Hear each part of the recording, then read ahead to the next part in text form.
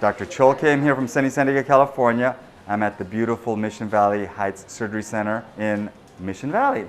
And we have another awesome surgery. Check out this disc herniation at 3-4. If you look at the T2 weighted images, it's easy to think, oh, it's not that big of a herniation, but he's miserable. But if you look at the T1 weighted images, I don't know if you can see that little shadow. It's a huge disc herniation.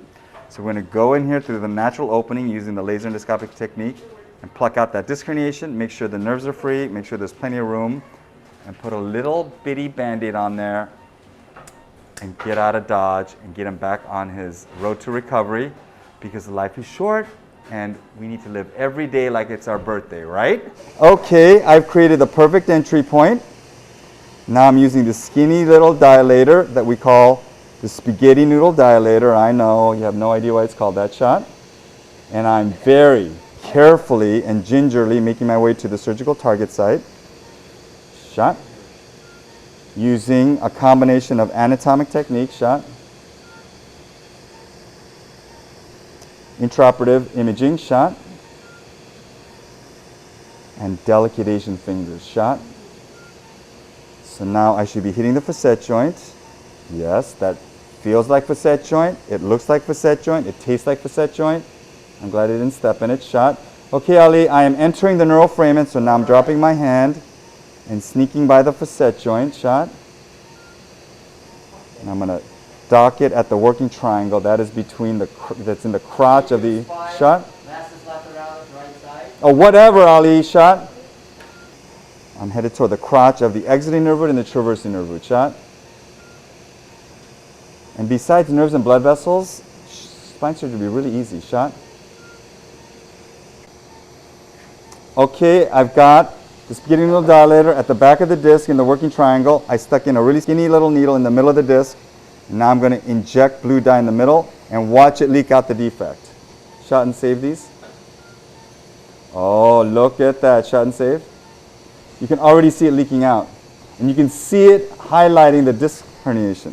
So the disc herniation is going to look blue. Shot and save. Small burst, lateralis. You got a big old annular defect. Okay, here's the almost first look. I got rid of all the flimsy stuff, but there's the working triangle. Your disc herniation's in there. And look, it already fell in there. I call that the empty tent sign. It's like, it should be rock hard like this. But right there you can tell, it's like, where's the beef? That is, 12 o'clock is the facet joint, so I'm looking in the neuroforamen toward the canal. That's south, toward the feet, that's north. And there's a little bone right here called Wagner's arch. That's the pedicle, see that right there? And oftentimes I will not be able to get this in here because of the disc herniation. Yep, right there. But on x-ray, it will look like it's curling around the pedicle. X-ray? Okay. Take a shot there. Yep. Wag north. Like that. Isn't there a song like that? Yeah. Limp Bizkit. Oh, Yep. Okay, so I am behind or dorsal or posterior to the disc herniation, but anterior to the dural tube. I'm creating this plane, I'm pushing down on it. You can totally feel the disc herniation. And that was Dr. Asimov telling me that the nerve is being activated. That makes sense. The nerve is very hyperactive at the beginning of the surgery, much quieter all of a sudden. But no one notices except me. Because I care. Whatever, Ali. All your negativity is just making me stronger, but I would fully expect that, because look at me. I'm getting crazy on this thing. Oh, this is going to be so good. All we need is a bathroom mirror to squirt this pimple onto. Medium spikes, right, vastus medialis. Thank you, Ali. I would fully expect you to be in the 8 out of 10 annoying level right now. Sorry. Don't be sorry, that's a good thing. Tiny spike, right HL. Greater medium spikes, right vastus medialis.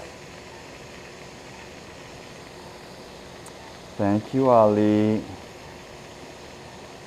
But again, all your negativities is making me stronger. Oh, there's so much kakapupu right here. I can't wait until I deliver this little baby. It's going to be a boy, is my guess. Big one. But it'll probably be like my kids. They're not going to come out without a fight. Oh!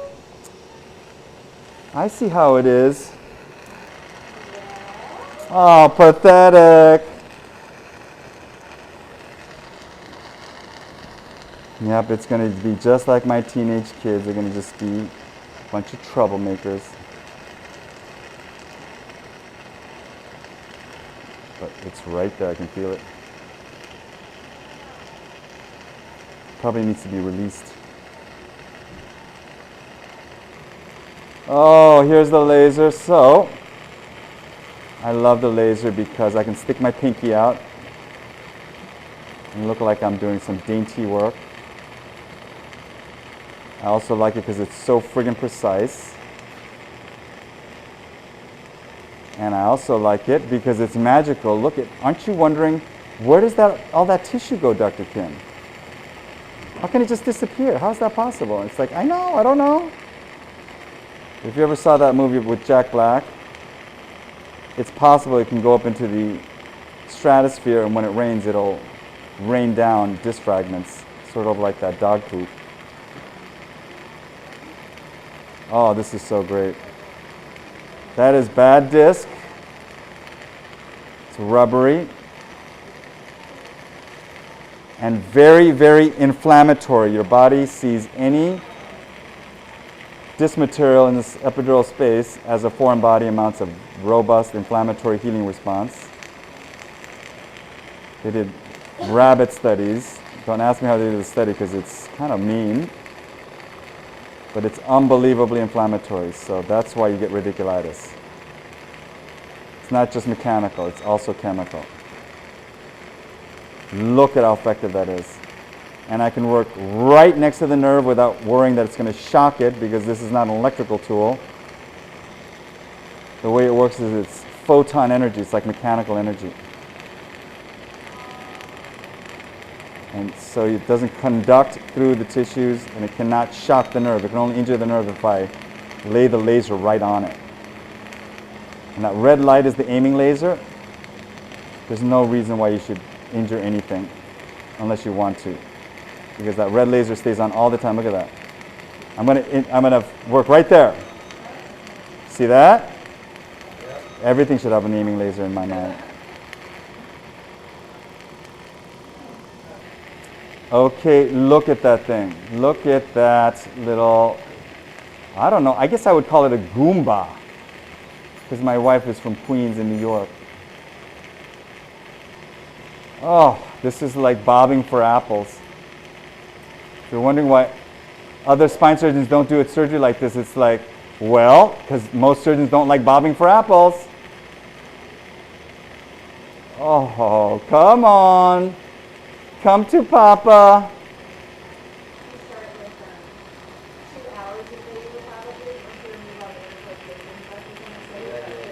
Woo!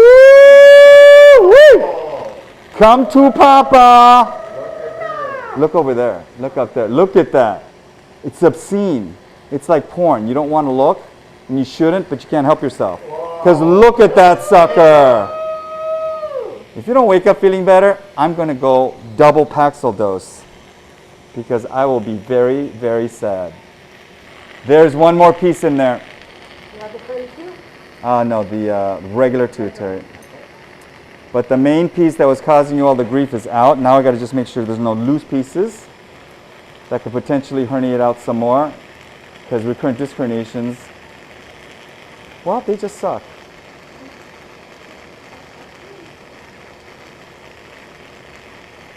Curly Q next. Never mind, never mind. Go! You can see it. Okay, this is not going to come out. Laser. That pesky piece that won't come out, I'm going to loosen it up with the laser. Yes. Or caressing and persuading.